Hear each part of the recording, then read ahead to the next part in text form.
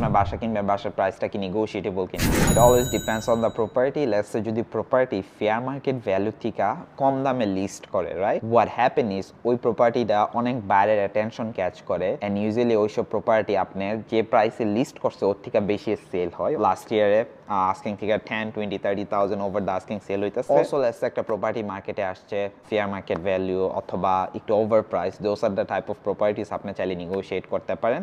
Always আপনি এরিয়ার comes check করবেন, কম্পারেবলস হুইচ ইজ লাইক ওই এরিয়াতে এইসব বাসা কত দিয়ে সেল হইতেছে ওইগুলা দেখে আপনি ডিটারমাইন করতে পারেন আর কি। And also it depends on the market কেমন ওই টাইমে, ইট ডিপেন্ডস ওই এরিয়াতে ডিমান্ড কেমন, ওইসব জিনিস আপনি কনসিডার করতে হবে যে ওকে ভালো ডিমান্ডের এরিয়া কি ধরনের অফার দিতে হবে। You have to put solid offer. আপনার যদি বায়ার মার্কেটের ডিমান্ড বেশি সো আপনার সলিড অফার দিতে হবে আর কি। এখানে অনেকগুলো হেডেক আছে। আপনি রিয়েল এস্টেট এজেন্ট, সেই জন্য আপনি হায়ার করতেছেন, আপনি রিয়েল এস্টেট এজেন্ট সবগুলো হেডেক নেবে, আপনি হেডেক নিতে হবে না।